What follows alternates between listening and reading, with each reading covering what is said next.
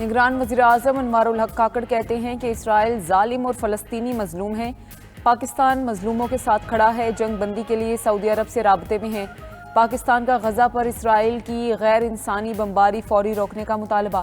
ترجمان دفتر خارجہ نے کہا کہ عالمی برادری پاکستان سے مل کر جنگ بندی پر کام کرے۔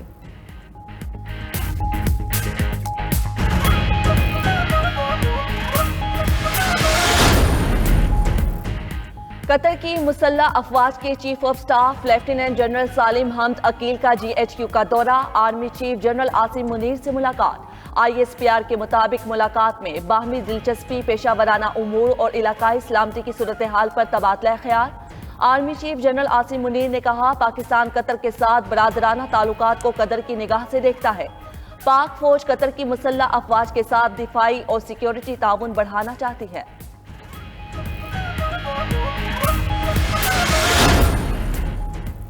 سابق وزیراعظم نواز شریف نے عمرے کی سعادت حاصل کر لی۔ مکہ مکرمہ میں نون لیگ کے قائد کے ساتھیوں نے بھی عمرہ ادا کیا۔ نواز شریف سعودی عرب میں چند دن قیام کریں گے۔ سابق وزیراعظم نواز شریف سعودی عرب سے متحدہ عرب امارات جائیں گے۔ 21 اکتوبر کو نواز شریف کی خصوصی طیارے پر وطن واپسی ہوگی۔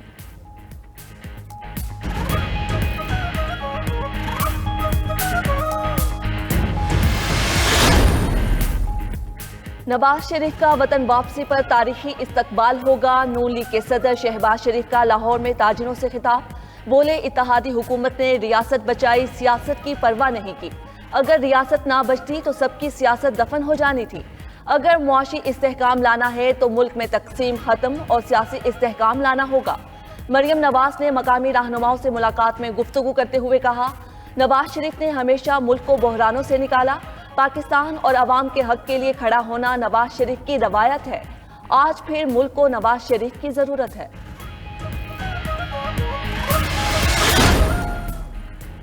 PTI کو دھاندلی کے ذریعے اقتدار میں لایا گیا تھا۔ تحریک انصاف کے دور میں ملک کے ساتھ کھلواڑ کیا گیا۔ رہنما مسلم لیگ نون رانا ثناء اللہ کا فیصل آباد میں تقریب سے خطاب۔ خرم دستگیر نے کہا کہ PTI نے ملکی معیشت کا جو حال کیا وہ سب کے سامنے ہے۔ پاکستان کو بحران سے ہمیشہ مسلم لیگ نون نے ہی نکالا ہے۔ عطا تارڑ نے ٹیکسلا میں کنونشن سے خطاب کیا اور کہا کہ ملک میں جہاں ترقی نظر آئے گی نواز شریف کا نام ملے گا۔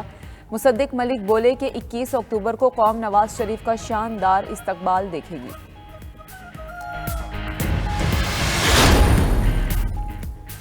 جنوری میں الیکشن کے حوالے سے بہت مطمئن ہوں، نگران وزیر اعظم انوار الحق کاکڑ کی سینئر صحافیوں سے گفتگو، بولے مالی ضروریات کے لیے الیکشن کمیشن اور وزارت خزانہ میں مذاکرات جاری ہیں۔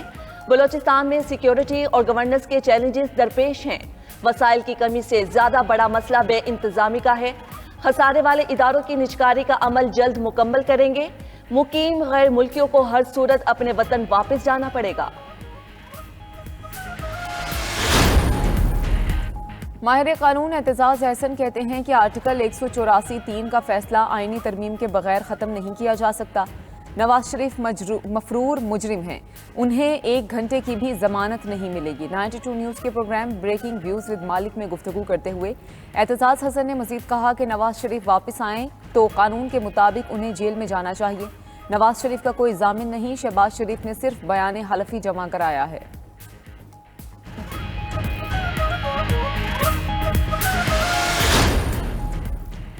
پنجاب اسمبلی میں غیر قانونی بھرتیوں کا کیس، پرویز الہی کی رہائی کھٹائی میں پڑ گئی۔ اینٹی کرپشن کورٹ نے سابق وزیر اعلیٰ کی ضمانت کا فیصلہ واپس لے لیا۔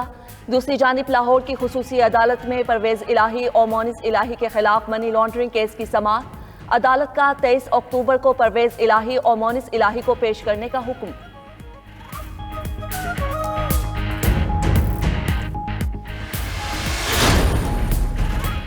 بجلی چوروں اور نادہندگان کے خلاف کارروائیاں، 24 گھنٹے میں لیسکو ریجن میں 490 غیر قانونی کنیکشنز پکڑے گئے۔ ملتان میں 125 افراد بجلی چوری پر گرفتار۔ ملک بھر میں گیس چوروں اور نادہندگان کے خلاف بھی ایکشن۔ پنجاب، خیبر پختونخوا اور اسلام آباد میں مزید 160 گیس کنیکشنز منقطع، 235 انڈر بلنگ کیسز درج، 3 کروڑ 38 لاکھ سے زائد کے جرمانے کیے گئے۔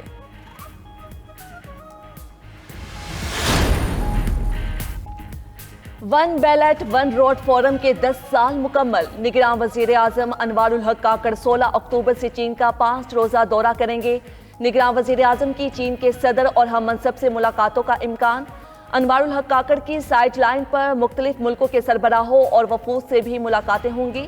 وزیر اعظم کے دورہ چین میں کئی معاہدوں پر دستخط کا بھی امکان۔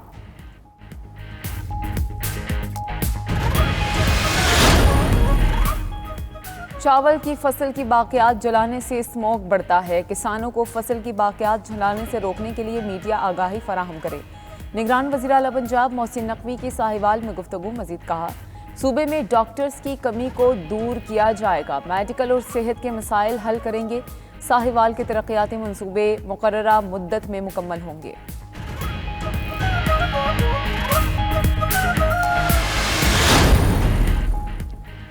ملک میں بارشوں اور برف باری کا نیا سسٹم آج داخل ہوگا۔ 14 سے 17 اکتوبر کے دوران تیز ہواؤں کے ساتھ بارش کا امکان۔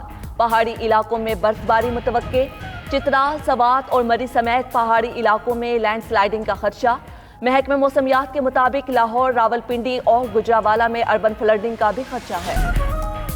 جے یو آئی آج ملک بھر میں یوم طوفان الاقصی منائے گی۔ جے یو آئی کے سربراہ مولانا فضل الرحمان کی کال پر مختلف شہروں میں فلسطینیوں کی حمایت میں ریلیاں نکالی جائیں گی۔ 14 اکتوبر پشاور میں مفتی محمود کانفرنس کو فلسطین کے حق میں بڑے مظاہرے میں تبدیل کرنے کا اعلان۔ فضل الرحمان کہتے ہیں کہ سرزمین فلسطین پر آگ بھڑک اٹھی، بچوں، بوڑھوں اور خواتین سمیت شہریوں پر بمباری کی جا رہی ہے۔ ہر مسلمان مظلوم فلسطینیوں کے حق میں کھڑا ہو۔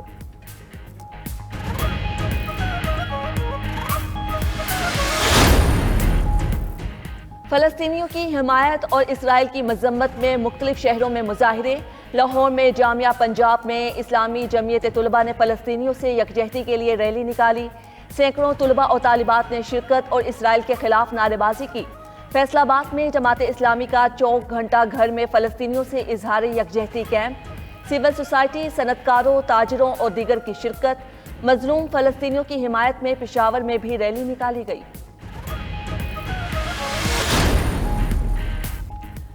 One belt one road forum کے 10 سال مکمل۔ نگراں وزیر اعظم انوار الحق کاکڑ 16 اکتوبر سے چین کا 5 روزہ دورہ کریں گے۔ نگراں وزیر اعظم کی چین کے صدر اور ہم منصب سے ملاقاتوں کا امکان۔ انوار الحق کاکڑ کی سائیڈ لائن پر مختلف ملکوں کے سربراہوں اور وفود سے بھی ملاقاتیں ہوں گی۔ وزیر اعظم کے دورہ چین میں کئی معاہدوں پر دستخط کا بھی امکان۔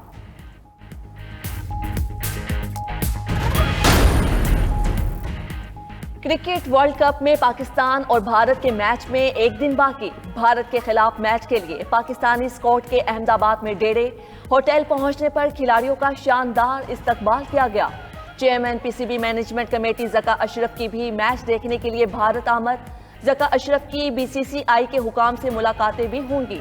دونوں ممالک کے کرکٹ تعلقات پر جمی برف پگھلنے کا امکان۔